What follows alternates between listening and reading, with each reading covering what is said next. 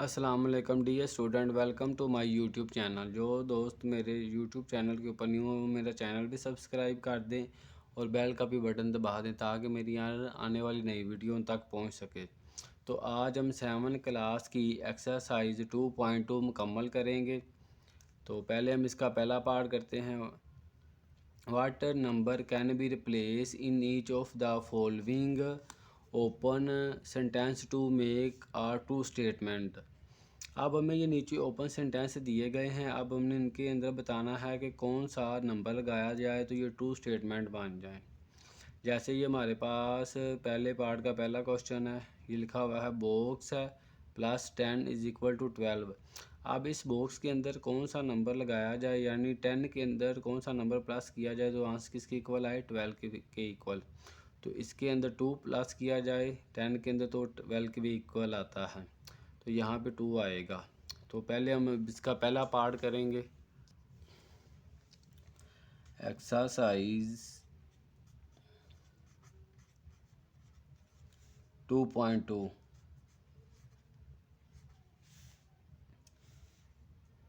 Question number 1 का पहला part.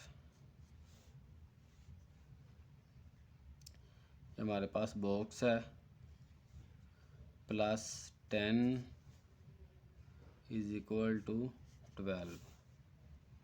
तो अब हम 10 के अंदर कौन सा नंबर प्लस करें तो हमारे पास 12 के इक्वल आंसर आना चाहिए। तो 10 के अंदर 2 प्लस करें तो 12 आता है आंसर। तो बॉक्स के अंदर आएगा 2 + 10 = 12। अब हम आगे क्वेश्चन नंबर 2 करेंगे।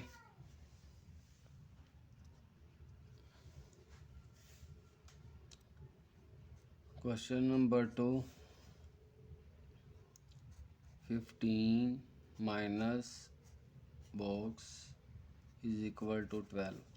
अब 15 के अंदर से कौन सा नंबर माइनस किया जाए तो हमारे पास 12 आएगा। तो 15 में से 3 अगर माइनस करें तो हमारे पास 12 आता है। तो 15 - 3 = 12। तो ये हमारा क्वेश्चन नंबर 1 भी मुकम्मल हो गया और 2 भी मुकम्मल हो गया। अब हम आगे करेंगे क्वेश्चन नंबर 3।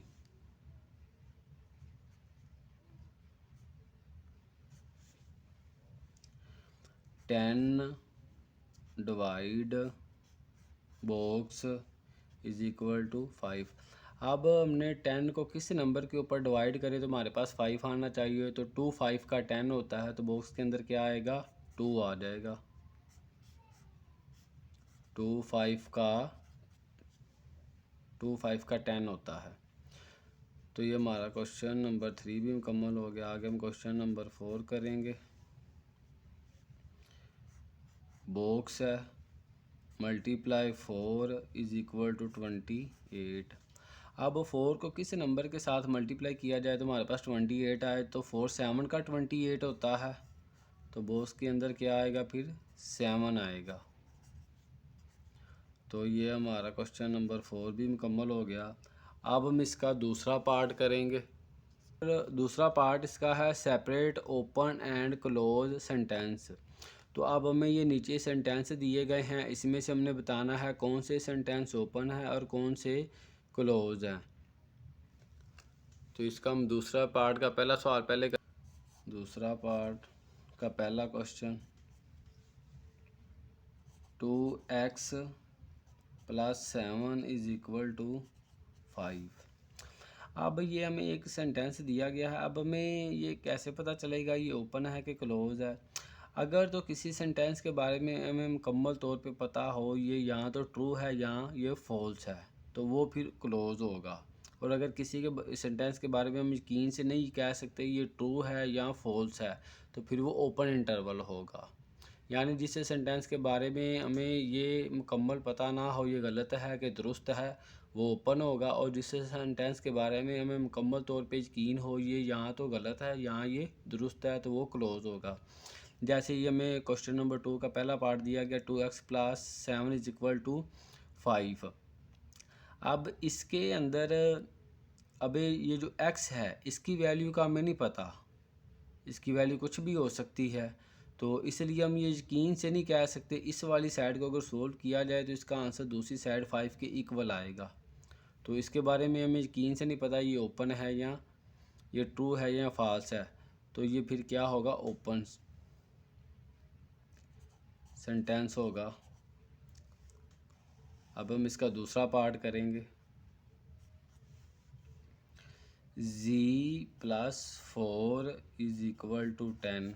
अब इसी के अंदर भी हमें जो z आ रहा है इसकी वैल्यू का नहीं हमें पता, z की वैल्यू क्या होगी।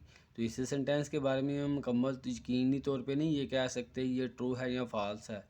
तो ये भी क्या होगा, ओपन। यहाँ जिस सेंटेंस के अंदर वेरिएबल आ जाए वो ओपन होगा। तो ये भी क्या होगा, ओपन।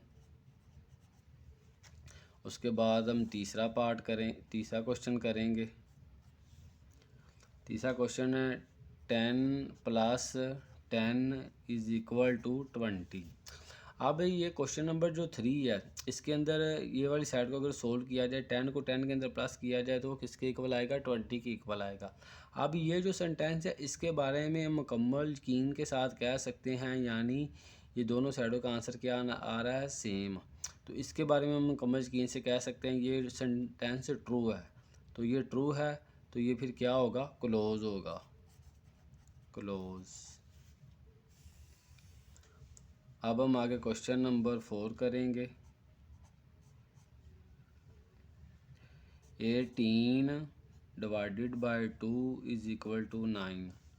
अब इस क्वेश्चन के अंदर 18 को 2 के ऊपर अगर डिवाइड करें तो 2 9 का 18 होता है। तो इसके बारे में हम मुकम्मल यकीन से कह सकते हैं ये सेंटेंस ट्रू है। तो ये भी फिर क्या होगा, क्लोज होगा। इसी तरह हम आगे क्वेश्चन नंबर 5 करेंगे। 10x + 5 = 10। अब इस क्वेश्चन के अंदर फिर x आ गया है, x की वैल्यू का हमें नहीं पता। तो हम यकीनी तौर पे नहीं कह सकते ये सेंटेंस ट्रू है कि तो फॉल्स है या ट्रू है। तो ये फिर क्या होगा, ओपन सेंटेंस होगा। आगे क्वेश्चन नंबर 6 करेंगे हम। y + z = 16। अब इसके अंदर भी x y z आ रहा है तो इसकी वैल्यू का नहीं हमें पता। तो इसके बारे में भी हम नहीं कह सकते ये ट्रू है कि फॉल्स है। तो ये भी क्या होगा, ओपन सेंटेंस होगा। आगे हम क्वेश्चन नंबर 7 करेंगे।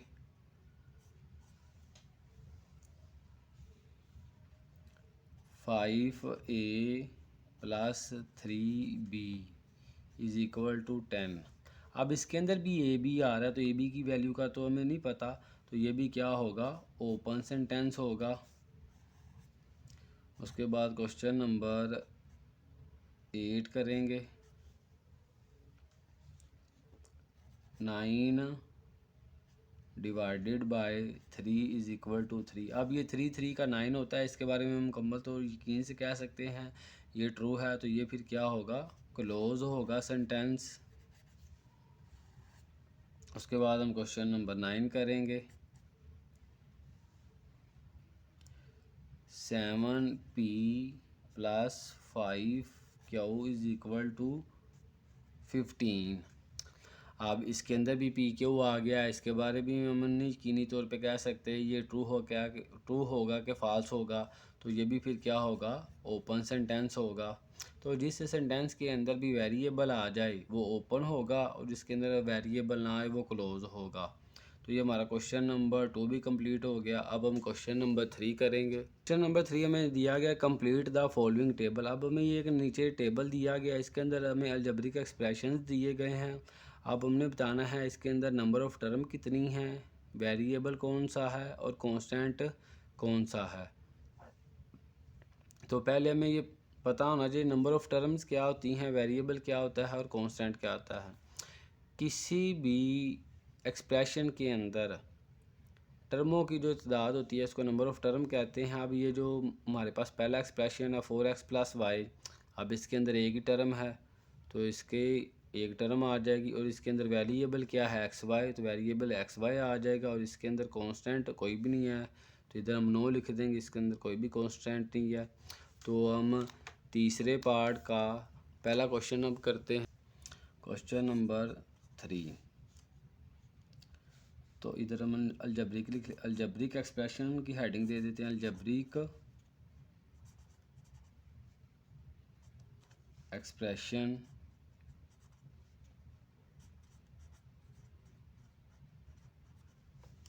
आगे हमारे पास नंबर ऑफ टर्म है,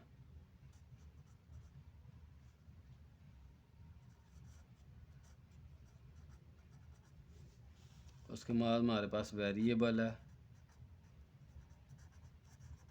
उसके बाद हमारे पास कांस्टेंट है।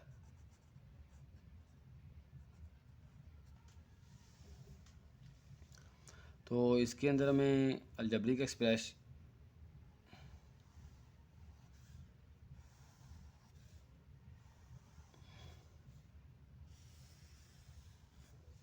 तो जो हमारे पास पहला अलजब्रिक एक्सप्रेशन है वो है 4xy।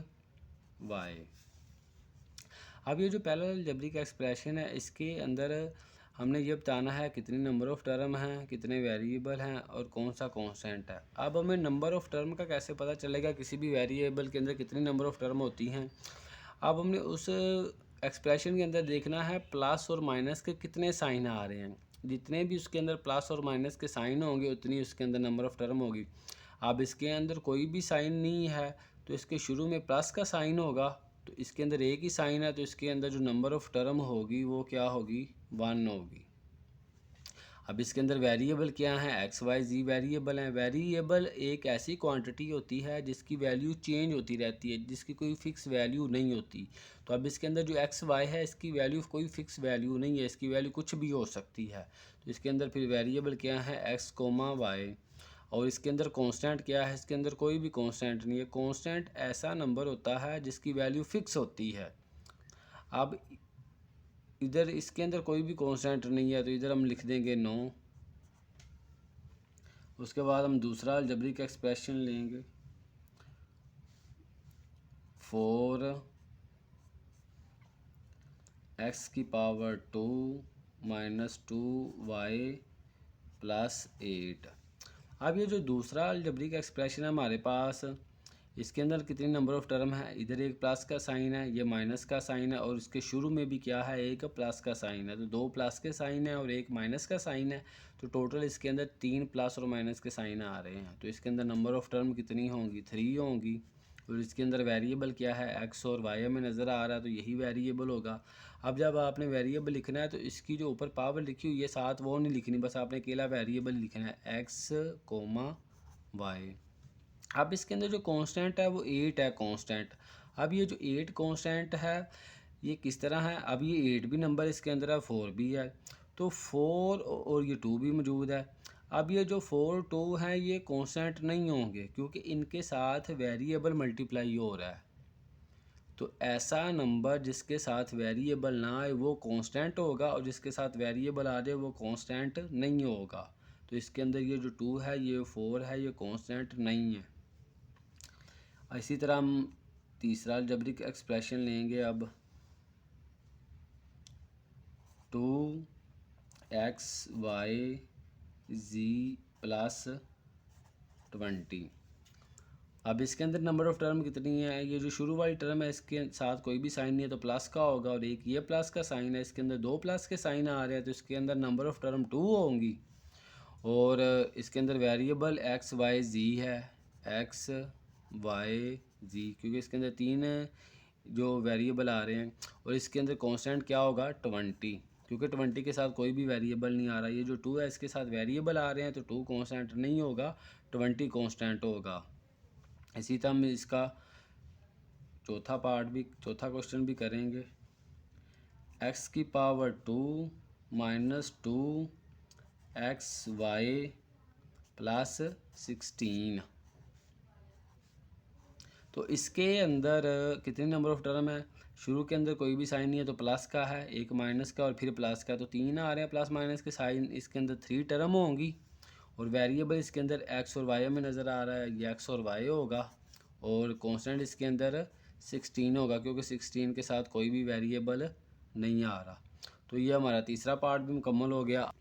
अब ये जो इसका चौथा पार्ट है इसके अंदर हमें बताया गया separate like and unlike term of the of the given expression. अब हमें ये नीचे कुछ एक्सप्रेशन दिए गए हैं, इनके अंदर हमने बताना है कौन सी टर्म में लाइक है और कौन सी अनलाइक है।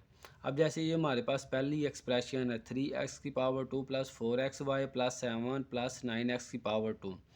अब लाइक टर्में कौन सी होती हैं और अनलाइक टर्में कौन सी होती हैं, पहले हम ये समझेंगे, उसके बाद हम इसका क्वेश्चन नंबर 4 का पहला क्वेश्चन करेंगे। हम पहले 3x² plus 4xy plus 7 9 plus 9x²। अब लाइक टर्में कौन सी होती हैं, पहले हमें ये इस बात का पता होना चाहिए। अब इसके अंदर ये जो पहली टर्म है और ये जो एंड वाली इसकी 4 टर्म है, इसके दोनों के अंदर वेरिएबल सेम है। ऐसी टर्में जिनका वेरिएबल भी सेम हो और एक्सपोनेंट भी सेम हो, वेरिएबल और एक्सपोनेंट सेम हो, वो लाइक होंगी। और जिनका वेरिएबल या एक्सपोनेंट इन दोनों में से एक चीज़ भी सेम नहीं होगी, वो अनलाइक होंगी। जैसे ये इसकी पहली टर्म है और फोर्थ टर्म है। तो पहली टर्म के अंदर क्या है, वेरिएबल एक्स है और उसका एक्सपोनेंट क्या है 2। इसी तरह जो इसकी चौथी टर्म है उसके अंदर भी वेरिएबल एक्स है और उसका एक्सपोनेंट है 2। तो दोनों के वेरिएबल सेम है और एक्सपोनेंट भी क्या है, सेम है। तो ये दोनों टर्में लाइक होंगी। तो लाइक टर्म कौन सी होंगी, 3x² और 9x²। अब ये जो नंबर आ रहा है ना, इसके साथ हमने इस नंबर को नहीं देखना, हमने सिर्फ वेरिएबल एक्सपोनेंट को देखना है। इधर 3 है नंबर, इधर 9 है, इधर कुछ भी नंबर हो सकता है। तो हमने जिस चीज़ को देखना है वो एक्सपोनेंट और वेरिएबल को देखना है। अब जो इसकी दूसरी और तीसरी टर्म है, ये है 4xy और ये है प्लस 7। अब इसके अंदर xy वेरिएबल है, इसके साथ कुछ भी वेरिएबल नहीं है, तो इसके अंदर वो कंडीशन नहीं पूरी हो रही। ना ही इसके अंदर वेरिएबल सेम है, ना ही उनके एक्सपोनेंट हैं। तो ये अनलाइक टर्में होंगी। अनलाइक टर्में कौन सी हैं, 4xy, 7। ये हमारा क्वेश्चन नंबर 1 मुकम्मल हो गया। अब हम क्वेश्चन नंबर 2 करेंगे। 4x² y plus 5x² plus 7y x² plus 4x। अब इस क्वेश्चन के अंदर ये जो पहली टर्म है और ये जो तीसरी टर्म है, इसके अंदर देखा जाए तो इसके अंदर x² है, इसके अंदर भी x² है, इसके अंदर y है और इसके अंदर भी y है। ये टर्म, ये वेरिएबल आगे पीछे हो सकते हैं लेकिन हैं ये सेम। इसके अंदर x² है, इसके अंदर भी x² है, इसके अंदर भी y है और इसके अंदर भी y है। तो पहली और तीसरी टर्म क्या होगी, लाइक होगी। 4x² y, 7y x²। तो ये दोनों लाइक हैं।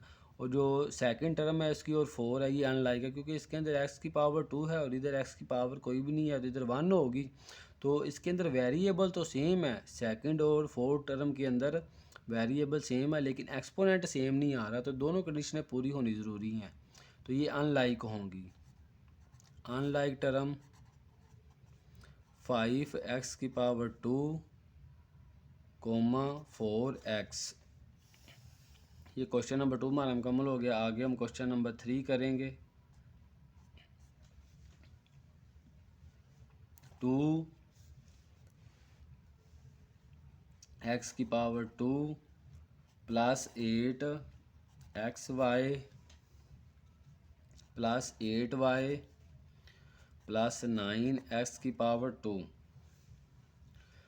तो इसके अंदर भी हम देख लेते हैं कौन सी लाइक टर्में हैं। अब ये जो इसकी पहली टर्म है और जो इसकी 4 टर्म है, ये लाइक है। इसके अंदर x² है और इसके अंदर भी x² है, वेरिएबल भी सेम है और एक्सपोनेंट भी सेम है, तो ये दोनों लाइक होंगी। और ये जो इसकी सेकंड और थर्ड टर्म है, ये अनलाइक है। इसके अंदर xy वेरिएबल आ रहा है, इसके अंदर अकेला y है, तो ये अनलाइक होंगी। Unlike टर्में 8xy, 8y। Question number 3 मुकम्मल हो गया। आगे क्वेश्चन नंबर 4 हम करेंगे। 3 बाई 2 एक्स की power 2 plus 8 plus 9 by 2 x की पावर 2 प्लस 4x। अब इस क्वेश्चन के अंदर भी हम देख लेते हैं, ये जो इसकी फर्स्ट टर्म है और थर्ड टर्म है ये दोनों लाइक होगी, क्योंकि इसके अंदर भी एक्स की पावर 2 है और इसके अंदर भी एक्स की पावर 2 है। ये जो इसके साथ नंबर लिखा हुआ 9/2 इधर 3/2, हमने नंबर को तो नहीं देखना, हमने तो वेरिएबल एक्सपोनेंट को देखना है। नंबर इसके साथ कुछ भी हो सकता है, तो इसकी लाइक टर्में होंगी 3/2 एक्स की पावर 2 कोमा 9/2 एक्स की पावर 2, और अनलाइक टर्में इसकी होंगी, ये 8 है और ये 4x है। इसके अंदर x है लेकिन 8 के साथ x नहीं है, तो ये अनलाइक होंगी, 8 और 4x अनलाइक होंगी। तो ये हमारा क्वेश्चन नंबर चौथा पार्ट भी मुकम्मल हो गया। इसके पांचवा पार्ट में दिया गया separate the equation and inequality from the following. अब हमें ये बताया गया है, ये नीचे कुछ एक्सप्रेशन दिए गए हैं, इनमें से हमने इक्वेशन को अलहदा करना है और इनइक्वालिटी को अलहदा करना है। तो ये पहले में ये बात पता होनी चाहिए इक्वेशन क्या चीज़ है और इनइक्वालिटी क्या चीज़ है। तो अब ये जो नीचे हमें ये वाली दी गई 3x प्लस 8 ग्रेटर दैन 10, अब इसके अंदर ग्रेटर का साइन आ रहा है। जिस भी एक्सप्रेशन के अंदर ग्रेटर या लेस का साइन आए, ग्रेटर दैन ग्रेटर या लेस का, या ग्रेटर दैन लेस का, या लेस दैन ग्रेटर का साइन आए, तो वो इनइक्वालिटी होगी, और जिसके अंदर इक्वल का साइन आएगा वो इक्वेशन होगी। अब जैसे ये हमारा पहला क्वेश्चन है, इसके अंदर ग्रेटर दैन का साइन आ रहा है, ये भी इनइक्वालिटी है। क्वेश्चन नंबर 2 है, इसके अंदर लेस देन और इक्वल का साइन आ रहा है, ये भी इनइक्वालिटी होगी। अब ये जो क्वेश्चन नंबर 3 है, इसके अंदर इक्वल का साइन आ रहा है, ये इक्वेशन होगी। तो जिस भी एक्सप्रेशन के अंदर ग्रेटर लेस का या ग्रेटर इक्वल या लेस इक्वल का साइन आएगा वो इनइक्वालिटी होगी, और जिसके अंदर इक्वल का साइन आएगा वो इक्वेशन होगी। पार्ट नंबर 5 का पहला question, 3x plus 8 greater than 10। अब इसके अंदर ग्रेटर का साइन आ रहा है, तो ये हमारे पास क्या होगी, इनइक्वालिटी। इनइक्वालिटी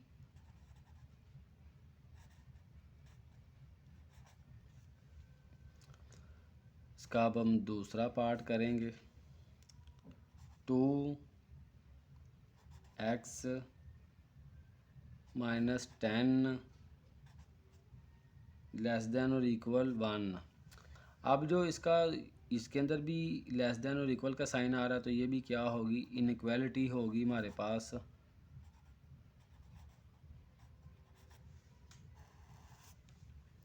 आगे हम इसका तीसरा पार्ट करेंगे। 3x minus 4 is equal to 7x। तो इसके अंदर अब इक्वल का साइन आ रहा है, तो ये इक्वेशन होगी हमारे पास। इसके नीचे हम इक्वेशन लिख देंगे। इसी तरह हम इसका चौथा पार्ट करेंगे।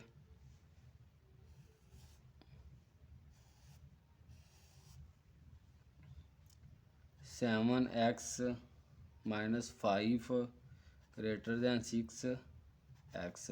अब इसके अंदर भी ये जो ग्रेटर का साइन आ रहा है, तो ये भी क्या होगी, इनइक्वालिटीज़ होगी हमारी।